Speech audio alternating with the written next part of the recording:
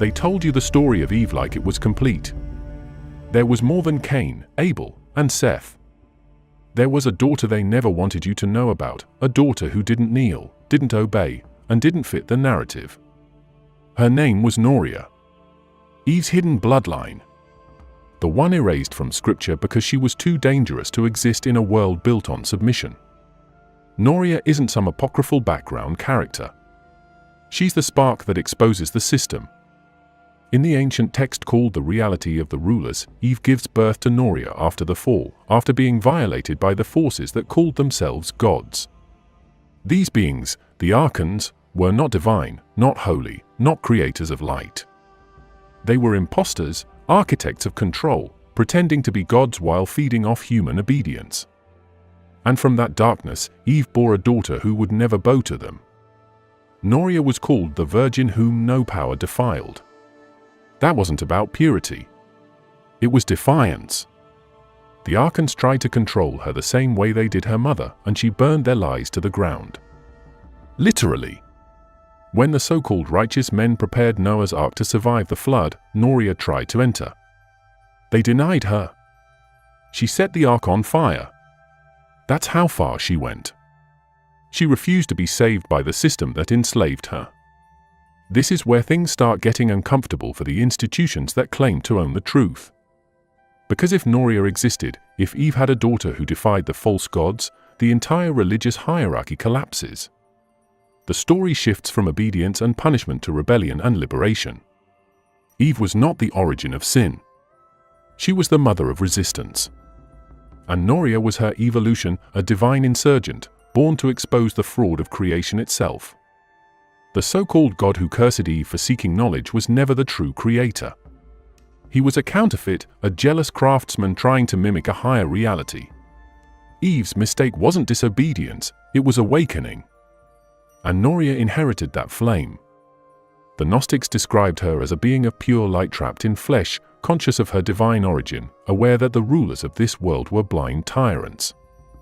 She called them out. She fought them. She saw through their illusion of heaven and hell. This is not a children's tale. This is rebellion dressed as revelation. Noria stands face to face with the archons and declares their power meaningless. They try to harm her, but she invokes the true spirit, the source beyond creation, and the rulers fall back, terrified. She doesn't pray. She commands. She doesn't seek forgiveness. She demands truth. Every line of that ancient text reads like an indictment of divine authority. You can almost feel the tension of history being rewritten right there. The priests, the scribes, the translators, they couldn't let this stand. A woman born of Eve who burns holy property and mocks cosmic rulers? That's not something you canonize. That's something you bury, you demonize, you delete. And that's exactly what happened. For centuries, her name was erased from every page, every sermon, every altar. Noria became the forgotten daughter of the first mother. But what makes this story so explosive is that it exposes how deep the control system really went. The archons weren't just cosmic tyrants, they were symbols of every system built to suppress awareness.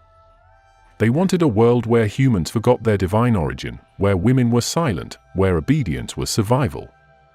Eve shattered that illusion when she reached for the forbidden fruit. Noria took that rebellion further, she fought the gods themselves. She wasn't created to serve. She was born to remember.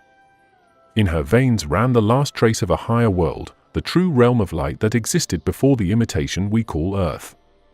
When she confronted the rulers, she wasn't rebelling against order. She was reclaiming what was stolen. Her fire was the same light that existed before creation, the light that the archons tried to hide behind their laws, their punishments, their heavens. Let's be real here.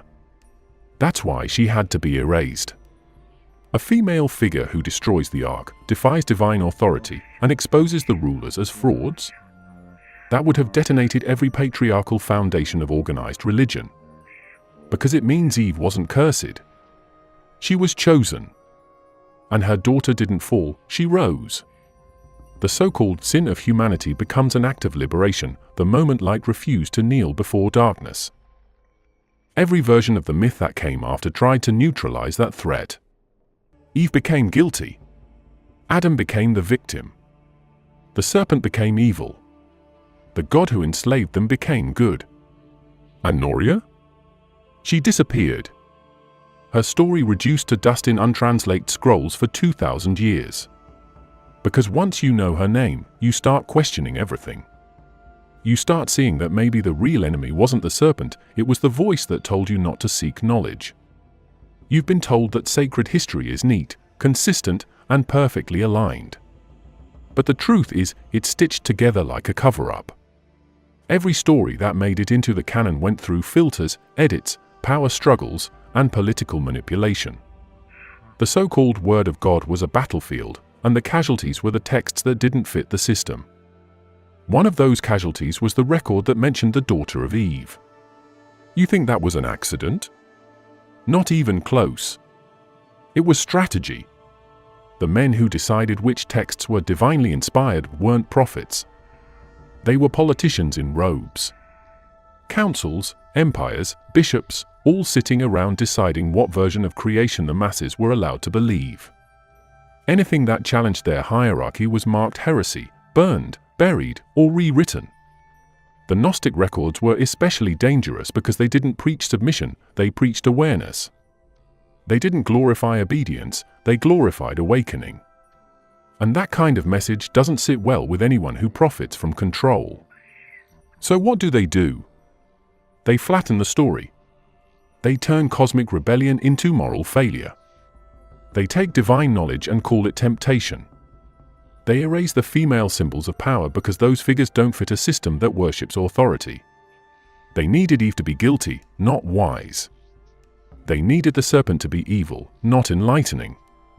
And above all, they needed to silence anyone connected to that original spark of defiance. That's why figures like Noria were wiped from history, because she wasn't just another mythic daughter, she was proof that divinity existed outside of sanctioned gods. If you strip the propaganda off the old scriptures, you'll notice something. There's a pattern of censorship that always targets women tied to knowledge. Every time a female figure shows signs of spiritual authority, she's either demonized or erased. Lilith, gone. Sophia, fragmented. Noria, buried. The institution didn't fear demons, it feared women who knew too much. The early compilers of doctrine saw feminine consciousness as a threat because it didn't obey, it questioned. And questioning is the first act of liberation. Here's what's wild: those who built the religious hierarchy understood exactly how dangerous curiosity was. The system only functions if belief stays blind. The moment someone starts asking, who decides what's sacred? The illusion cracks. So, they restructured the entire myth to make curiosity itself a sin. They turned the hunger for truth into rebellion against God. They created a theology where ignorance equals holiness. And it worked. For centuries, people were trained to fear knowledge like it was poison. That's the heart of the problem. The moment Eve reached for understanding, the story shifted from enlightenment to punishment. And the system never recovered from that fear. Every institution that came after kept enforcing the same logic: obey, don't ask, stay small. But the texts that were banned tell a different story, one where knowing is power, and power belongs to everyone, not just the chosen few at the top of the spiritual pyramid. When you trace how these narratives evolved, you realize the so-called holy canon isn't divine law, it's curated history. Certain voices got amplified, others got erased. The Church Fathers argued for decades over which writings would define the human soul. There were texts that described a different God, a different creation, a different origin of humanity. Some said the Creator was blind. Others said the soul was older than the world. But those texts were a problem because they shattered the illusion that salvation could only come through the institution. They had to neutralize it. So they built a single track: one God, one story, one interpretation. Everything else, blasphemy. It's not that the knowledge didn't exist. It's that you were never meant to read it. The original manuscripts were destroyed or hidden in deserts, caves, monasteries. It took nearly 2,000 years before anyone even knew they existed again. When the Nag Hammadi codices were discovered in 1945, it wasn't just archaeology, it was an act of resurrection. These books were never supposed to survive. Now, look at how deep the deception goes. The mainstream scriptures were written and edited to produce loyalty. The tone, the structure, the moral framing, they all reinforce dependence on authority. The creator is jealous. The followers must obey. The woman must submit. Knowledge brings pain. Sin begins with curiosity. That's not revelation, that's programming. It conditions you to worship power instead of truth. And that's why the alternative texts are so threatening, they speak from a completely different frequency. In the suppressed writings, creation isn't a divine miracle, it's a cosmic error.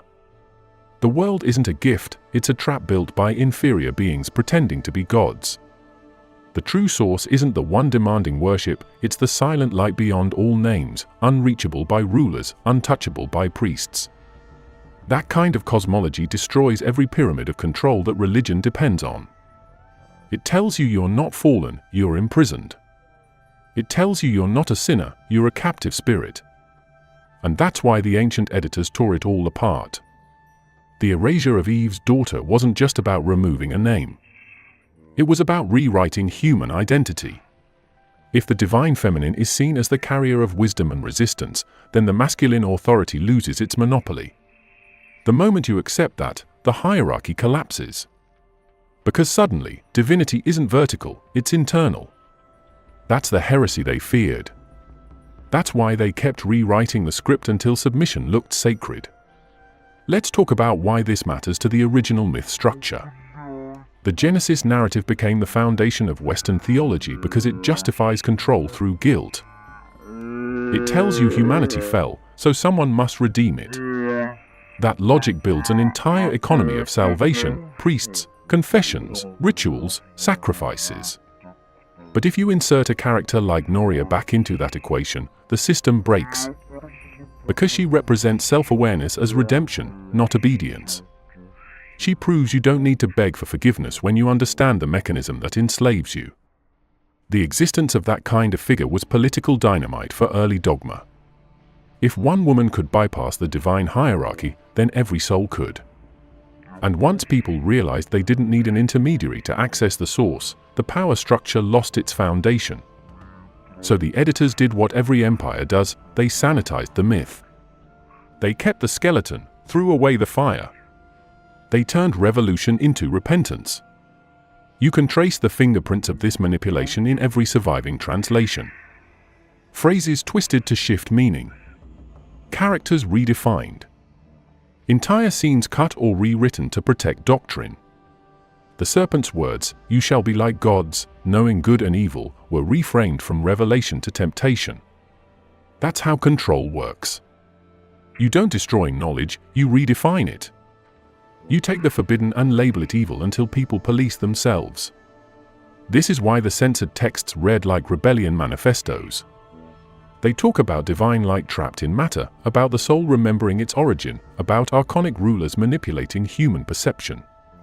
They don't preach sin, they diagnose control. And the moment you see that, everything flips. The God demanding worship becomes the oppressor. The serpent offering knowledge becomes the liberator. The woman reaching for truth becomes the first conscious being. The suppression of these ideas wasn't spiritual, it was administrative.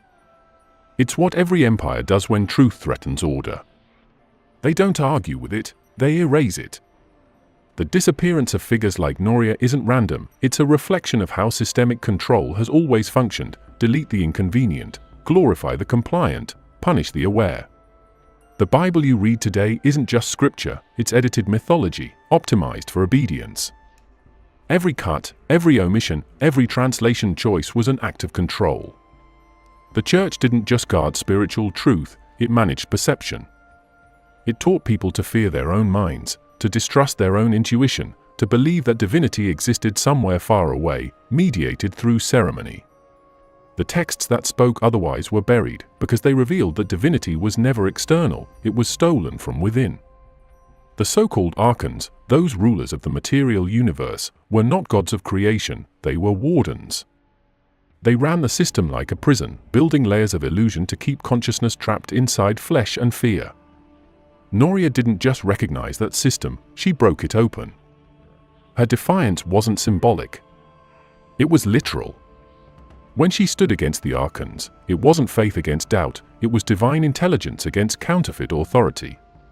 Here's how that confrontation plays out in the forbidden texts. The rulers descend, filled with rage because Noria refuses to bow. They try to seduce, threaten, and overpower her. She doesn't flinch. She calls out to the higher realm, the light beyond their control, and instantly, the power balance shifts. The archons retreat, terrified. In that moment, she becomes something that no other being in the story dares to be: ungovernable. She doesn't worship, she commands. She doesn't plead, she exposes. She doesn't need permission from heaven or earth, she is the voice of a higher consciousness reminding the false gods that their authority is borrowed, not earned. The tension here is seismic. The archons are not demons in the medieval sense, they are administrators of reality, keepers of matter, enforcers of ignorance. They structure existence like a system of laws: soul enters, obeys, dies, repeats. They control cycles, morality, punishment, even memory. Every structure of order, religious, moral, cosmic, all mirrors their hierarchy. And when Noria rejects them, she doesn't just break the rules, she exposes that the rules themselves were built to contain something infinite. She's saying, this isn't creation, it's containment. This part of the myth hits harder than anything in mainstream scripture because it dares to depict God not as omniscient, but as insecure. The ruler who claims to be supreme is enraged that a single soul, a daughter of Eve, can see through him. The arrogance of the archon isn't divine, it's bureaucratic. It's a dictator's fear of rebellion, not a creator's wisdom. And when Noria speaks, her words burn through that arrogance like acid. She says, "You are not my creators. You are rulers of darkness." That's not worship, it's indictment. Now, think about what that says about the cosmic order. It means that the world, as described in these texts, isn't a neutral playground of life and death, it's an engineered simulation designed by imperfect beings who mistook themselves for gods. The light they stole, the soul they trapped, became humanity. And the rare ones who remember their origin, the Gnostics call them the children of light, are the ones who threaten the entire operation. Noria stands as their prototype. She remembers the source. That memory alone is rebellion. The rulers respond like any oppressive regime would: suppression through violence. They try to overpower her body, to erase her name, to remove her lineage. That's how systems maintain control, they attack the feminine force that generates life and knowledge. In the myth, Noria's refusal to submit triggers a cosmic backlash. The archons are enraged not because she's dangerous, but because she exposes their fragility. The illusion of divine control only works if no one calls it out. Noria calls it out. You can almost feel the irony: the same powers that claim to create humanity are terrified of one woman remembering her origin. That's how fragile the architecture of deception is. The moment awareness appears, authority collapses. That's the deeper conflict of the myth: it's not good versus evil. It's truth versus design. Awareness versus programming. Noria isn't fighting monsters, she's dismantling a system pretending to be sacred. The narrative shows that her resistance doesn't come from rage, it comes from clarity. She isn't rebelling because she's corrupted. She's rebelling because she recognizes corruption. That difference is massive. The archons operate through fear and hierarchy. They need worship to exist. But Noria doesn't feed them energy, she cuts the supply. She refuses the contract. Her defiance deprives them of power. And the myth suggests that's their greatest weakness: once you stop believing, the illusion dies. The confrontation escalates. The rulers, furious, try to invoke punishment. But then another force intervenes, an emanation from the higher light, a figure called Eleleth, the Angel of Wisdom. He descends to tell Noria that she is not insane, not cursed, but chosen. He tells her the truth: the rulers of this world are imposters, blind creators who act without understanding the source. She is not their subject. She belongs to the realm of light. In that revelation, she achieves what every Gnostic text describes as Gnosis, direct knowing. Not faith. Not belief. Knowledge. At that instant, the hierarchy fractures. A mortal defies the gods, and the gods lose their monopoly on truth. That's the core danger of her story. It demonstrates that enlightenment isn't a privilege handed down from above. It's a reclamation from below. The entire cosmic machine trembles because one being remembered who she was. And this is where the myth gets even darker. The archons aren't destroyed, they retreat and retaliate through the system itself. They manipulate creation to maintain control. They implant forgetfulness into humanity. They rewrite origins. They see doctrines of guilt. They rebrand rebellion as sin. That's how they survive. Every myth of punishment, every warning against forbidden knowledge, every story about divine wrath, it's all a continuation of their defense mechanism. Noria's defiance is their nightmare. Her resistance isn't isolated. It's the ignition point for an entire lineage of rebellion. The myth implies that her consciousness echoes through generations, awakening others who carry fragments of the same light. She's the prototype of awareness that can't be domesticated. The rulers can cage bodies, rewrite scriptures, and burn libraries, but they can't erase the memory embedded in consciousness itself. That's the terrifying part of the story for the powers that be. Divinity isn't external, it's contagious. Once one spark remembers, others follow. The confrontation between Noria and the archons also exposes the underlying mechanics of spiritual control. It's not about punishment, it's about energy. The rulers feed on devotion. Worship is their sustenance. Every act of fear, guilt, or obedience strengthens their grip. That's why they built systems of faith that demand constant reverence. They don't need your love, they need your submission. Noria's refusal cuts off their food source. She becomes radioactive to them, untouchable, uncontrollable. The moment she calls out to the true source, she reclaims her power circuit. The higher light responds instantly because it recognizes itself within her. That's the code of this myth, resonance. The higher doesn't intervene through authority, it responds to awareness. That's what the rulers can't replicate. They can mimic creation, but they can't generate connection. They can build worlds, but they can't sustain consciousness without parasitizing it. Noria exposes that theft. She doesn't just resist them, she shows them their dependence. When the text describes her burning the ark, rejecting false salvation, confronting the archons, it's not random rebellion. It's the destruction of counterfeit order. She doesn't want to escape the flood, she wants to end the system that created the flood. That's why she's terrifying to them. Because she doesn't want freedom granted, she takes it. She doesn't want heaven as a reward, she dismantles the structure of heaven and hell altogether. In every mythic layer, she stands as the voice that says what no one else dares to: you are not gods.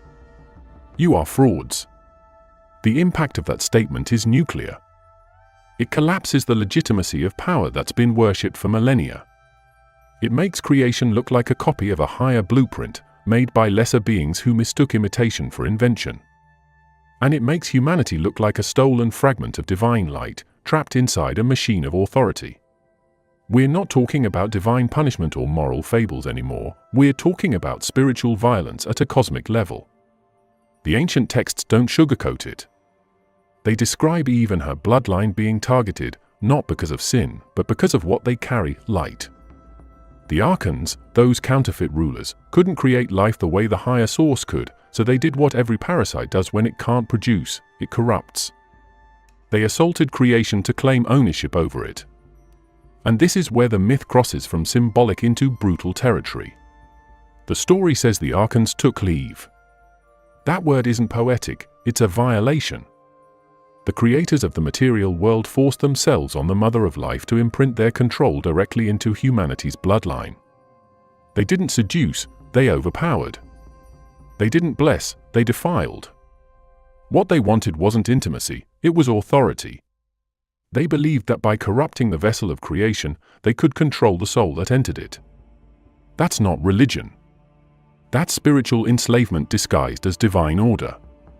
And here's the thing, the ancient writers didn't hide the horror. They used it to explain why humanity feels split between light and darkness. Half divine, half contaminated. The archons injected their energy into the human race, trying to bind the immortal spark inside mortal flesh. That's the real origin of duality, not good and evil, not heaven and hell, but corruption versus purity. The light trapped in a world made by those who tried to violate its source. Now, if you understand that, the role of Eve becomes something far more disturbing. She wasn't a sinner. She was a victim of the cosmic hierarchy, a living battlefield between the forces of creation and imitation. The rulers wanted her body, the source guarded her soul. Out of that conflict, new life was born, children that reflected both realms. Some carried the divine spark. Others carried the infection of the archons. And that division became the foundation of human history, the endless war between knowledge and control. But let's talk about what this act really symbolizes. It's not about lust or physicality. It's about ownership of creation. The rulers couldn't generate souls from the source, so they had to hijack the process.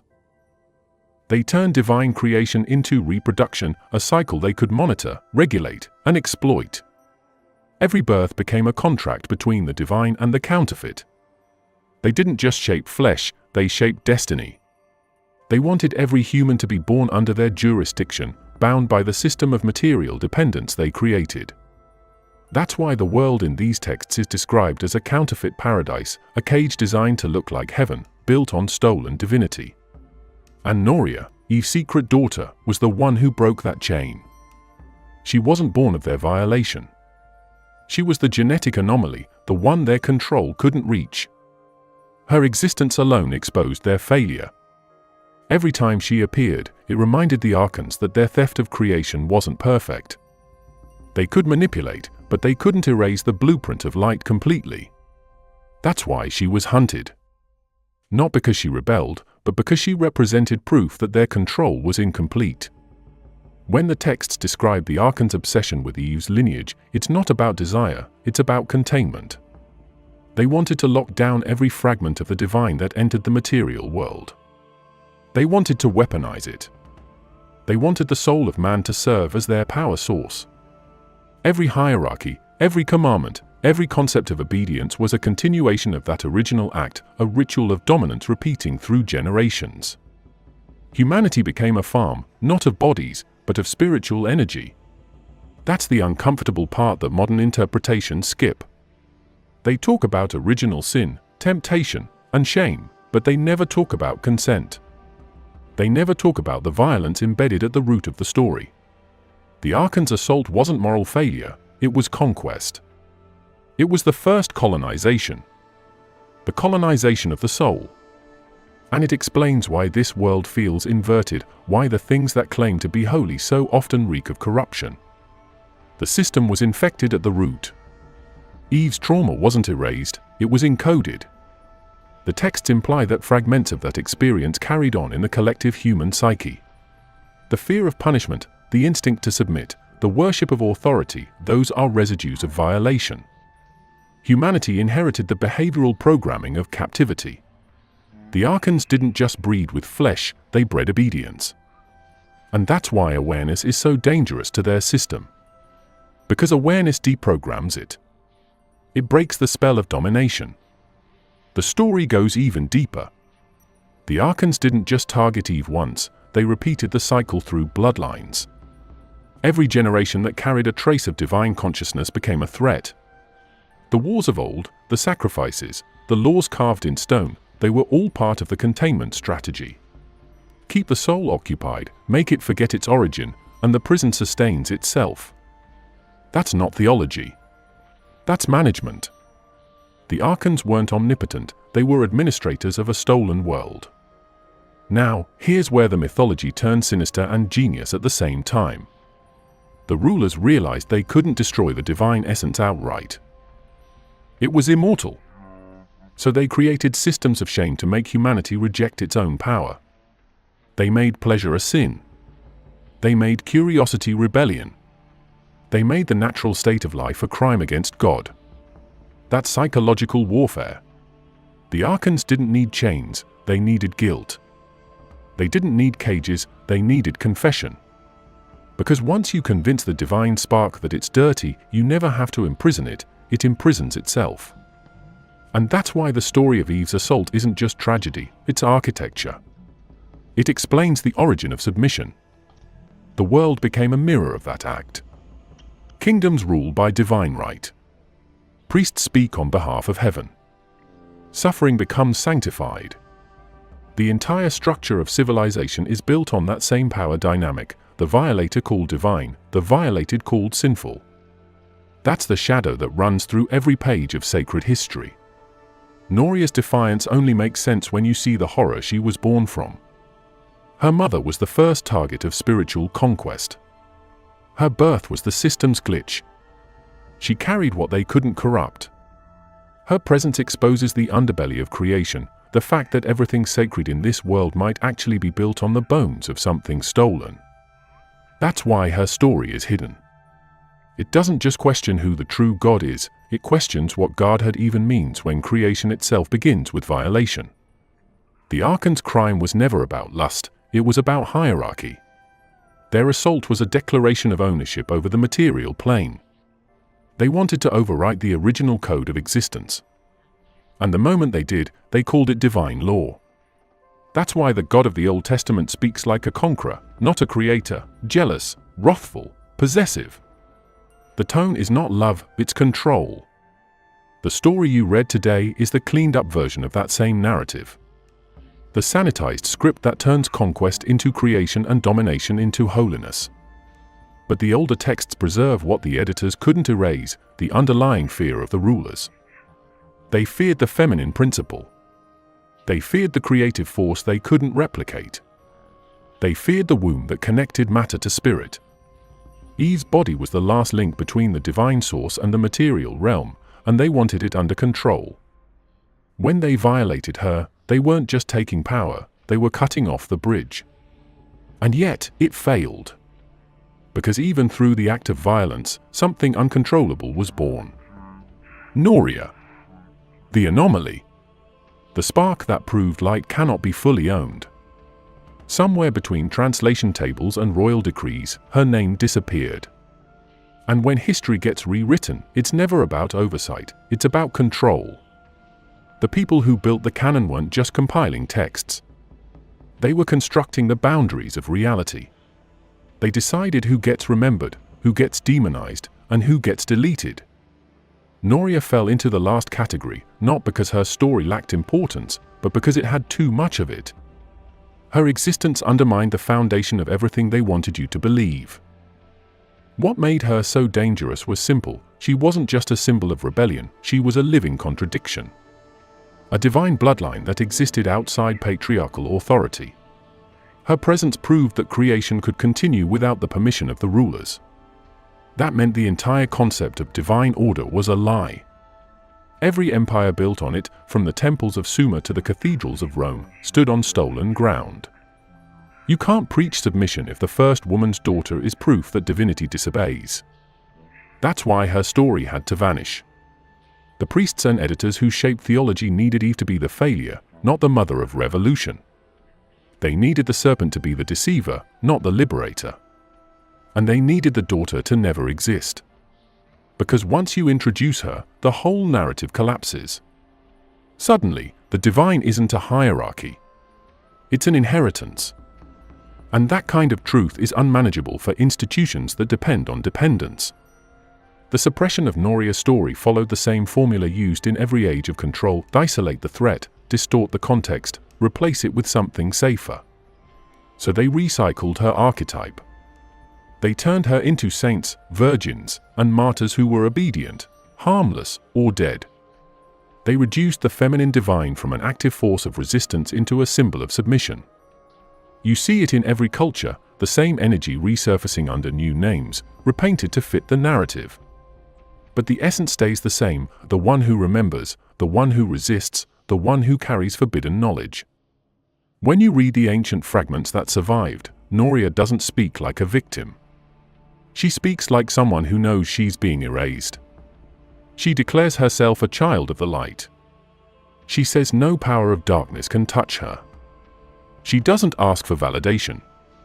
She claims identity.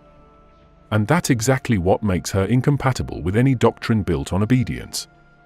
Because she doesn't need mediation, ritual, or permission to exist. She is the continuation of divine will in its raw, ungoverned form. The men who edited the sacred texts couldn't allow that version of the feminine to survive. They weren't afraid of her story, they were afraid of what it represented: autonomy. The idea that enlightenment could exist outside priesthoods, beyond temples, without the approval of gods pretending to be creators. Every time a civilization discovers that power can come from within, the hierarchy begins to shake. And when hierarchies shake, they rewrite history. They burn libraries. They rename gods. They turn mothers into sinners and daughters into myths. Noria's deletion wasn't an accident of time, it was a purge. When the early councils codified which writings were holy, anything that didn't reinforce divine authority was branded as dangerous. The texts that spoke of her were labeled heresy. The authors were hunted. The manuscripts hidden, copied in secret, passed like contraband through centuries of silence. What survived was fragmentary, buried in caves, sealed in clay jars, waiting for a world no longer afraid to question. Her story survived because truth has gravity, it can't stay buried forever. Even the way her name was handled shows intent. Noria's name appears in multiple variations across texts, each version diluted, mistranslated, or substituted. It's like watching an identity get dismantled in slow motion. One text calls her a maiden of the light. Another erases her entirely, replacing her with an unnamed daughter. The redactors knew that once you strip a name, you strip memory. And once memory fades, power consolidates. It's not theology, it's propaganda. The power structure didn't just erase Noria, it absorbed her. You can trace the shadow of her archetype hiding inside later myths. In some, she's the virgin who resists the gods. In others, she's the divine Sophia split into fragments. In others still, she becomes the nameless mother of a secret lineage. The system couldn't destroy the idea of her, so it domesticated her. It made her safe by making her symbolic. But the real Noria wasn't symbolic. She was incendiary.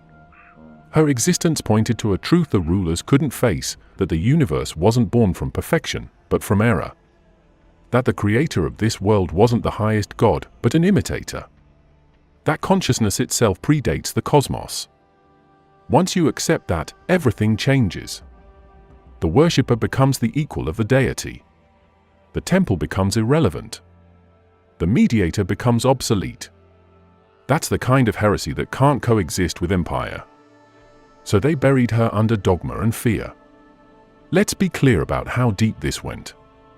The entire machinery of religion depended on narrative control. The priests controlled the text. The text controlled belief. Belief controlled behavior. And behavior sustained power. The existence of an uncorrupted lineage, a daughter who bypassed divine permission, would have detonated that structure. It would have proved that connection to the source is organic, not institutional. You can't control people who don't believe they need you to reach God.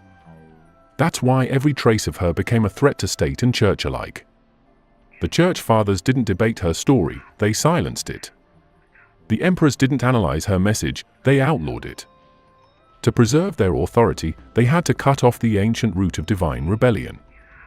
The result was a streamlined mythology built for obedience, one God, one savior, one path. Everything else became false. They had to make sure the human mind stopped asking, what if the first mother's daughter was never meant to serve the gods at all? What's fascinating is that you can still detect her fingerprints even in the sanitized canon.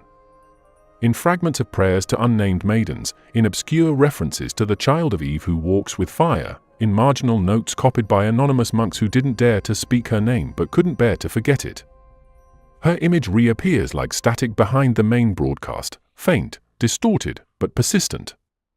Because no amount of editing can erase an archetype once it's anchored in consciousness. Her disappearance also reveals the hypocrisy of those who claim to preserve truth.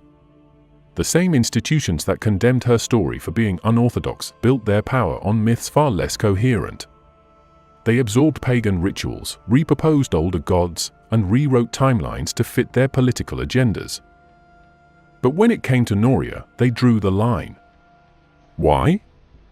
Because she was too direct, too self-aware, too pure to be reshaped into doctrine.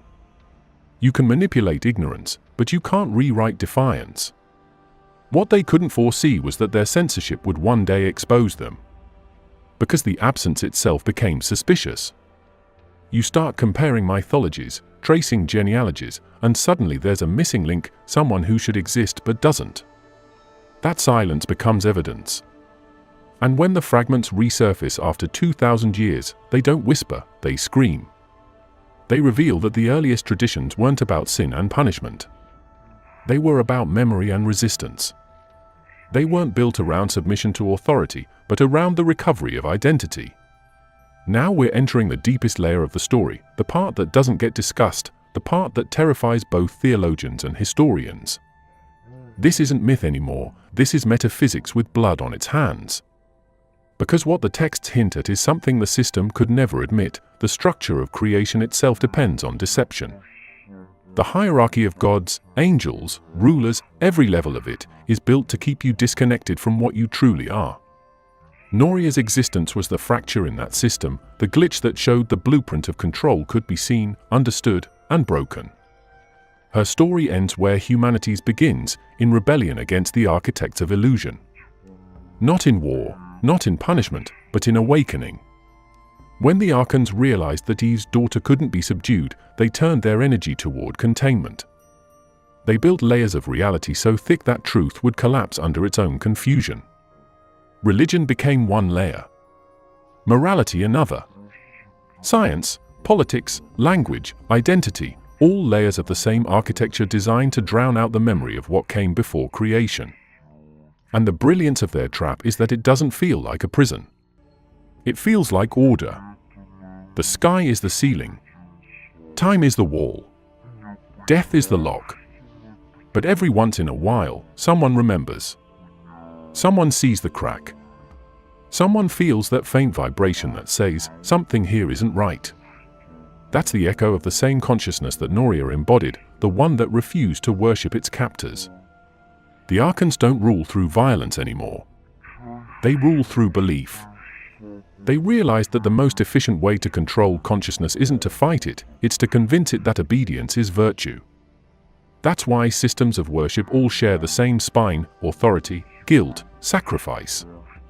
The moment you accept those ideas, the system feeds. Every prayer to a counterfeit god becomes energy recycled back into the cage.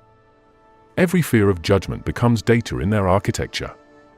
Every ritual, every confession, every act of faith strengthens the grid. That's what makes Noria's story so explosive. It wasn't just a myth about a woman who defied gods, it was a coded warning. A manual on how consciousness resists control. The Archons depend on forgetfulness. Noria carried remembrance. She wasn't born with it, she remembered it. That's the difference. The moment she recognized the deception, their power broke. Because the ruler's only weapon is ignorance. Once you see the mechanism, the spell fails. That's why her name had to vanish. Because her existence teaches something no system once known: you can't enslave awareness. In the forbidden texts, the rulers describe humanity as a resource. They see souls as light trapped in a system of matter. Each lifetime, each cycle of suffering, refines the energy they feed on. That's the meaning behind all the talk of judgment and reward. It's not moral, it's energetic.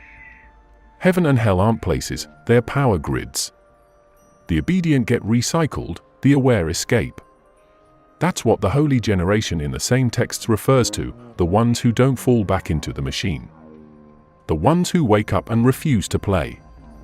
What's wild is that this concept isn't isolated to one book or civilization. The same framework appears in ancient Egypt, Mesopotamia, Persia, and even early Greece, each describing layers of heavens guarded by jealous gods. It's the same story with different names. A system of control disguised as divine order. But Noria's story breaks the pattern. It's the only one where a human defies the rulers and wins, not through violence, but through knowledge. She doesn't ascend because she's chosen, she ascends because she remembers. That's what the light really means in these texts. It's not literal illumination. It's awareness. Consciousness remembering itself as older than the world. The rulers, the false gods, can't access it because they weren't born from it, they were generated from error, copies without the source. They can simulate creation but not consciousness. That's why they need humanity, to harvest what they lack. Every myth of sacrifice, every offering to the divine, every ritual of devotion, all of it is part of that theft. And that theft continues as long as you mistake your captors for your creators. The ancient scribes who recorded this didn't write poetry. They wrote rebellion. They encoded cosmic mechanics in metaphors because direct speech would get them executed. They described the archons not as monsters, but as architects, builders of a counterfeit paradise. And they described Noria as the first consciousness to reject that paradise. She's the anomaly in the system, the self-aware fragment that refuses to integrate. The archons called her dangerous. The light called her free. The reason her story survived at all is because the pattern it describes keeps repeating. Every few generations, someone rediscovers the same truth in a new form. Different names, same principle.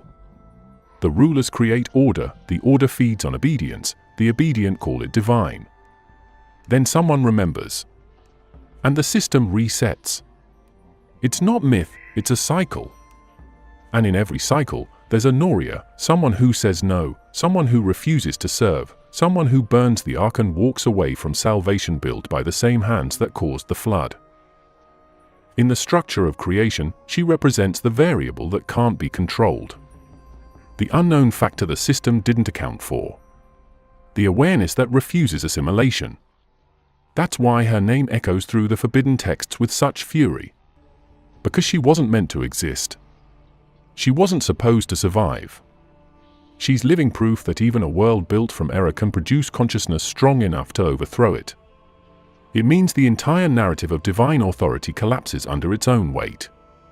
It means that creation, as we know it, is not the beginning, it's the aftermath of a rebellion that never ended. Noria isn't a relic of mythology. She's a reminder that awareness itself is rebellion. Every being that remembers its origin undermines the system built to contain it. And that's why her story still radiates power even after 2,000 years of suppression. The ancient texts describe her moment of confrontation not as chaos but as clarity. She doesn't destroy the rulers. She exposes them. She doesn't overthrow creation. She transcends it. And the moment she does, the illusion cracks. Because you can't enslave what knows it's infinite. You can't dominate what recognizes its captor as blind. Her story doesn't end in death or salvation, it ends in exposure. She becomes the mirror that shows the gods what they truly are, frightened imitations of the source they tried to replace. That's the reason her existence was buried under centuries of theology. Not because she was irrelevant, but because she was the missing link, the bridge between divine rebellion and human consciousness. She's the embodiment of the idea that awareness can self-generate, that the divine doesn't descend from heaven but awakens from within matter itself. Her rebellion isn't against creation, it's against the false creators. And that line, right there, is what makes her the most dangerous figure ever written out of history. The forbidden texts end with a prophecy, a cryptic statement about the generation of light returning when the rulers lose control of their dominion. They speak of a time when the illusion will fracture, when the children of the forgotten lineage will remember who they are. Noria's bloodline isn't genetic, it's energetic. It represents every spark of awareness that refuses to bow to ignorance. Every time consciousness evolves beyond fear, that prophecy repeats. And the rulers, who once claimed to be gods, fade into irrelevance. That's the hidden message behind all the chaos. Not apocalypse, not salvation, revelation. The unveiling of the system, the exposure of its architects, the awakening of the trapped. The forbidden story of Eve's daughter isn't just about her. It's about the pattern she started. The one where light remembers itself and refuses to serve darkness disguised as divinity. You can censor names, burn books, and erase histories, but you can't kill memory embedded in existence itself. That's why her name still resonates. That's why her story survived annihilation. Because every time the system tightens, every time the rulers rewrite reality, someone out there starts to remember again. And when they do, the story of Noria lives. Thank you for staying with me until the end of this episode. You could have clicked away at any point, but you didn't, and that means you're part of the few who still search for what's buried under layers of illusion. You kept listening, and that matters. So thank you for giving your time, your attention, and your curiosity to uncover a truth that was never meant to be found.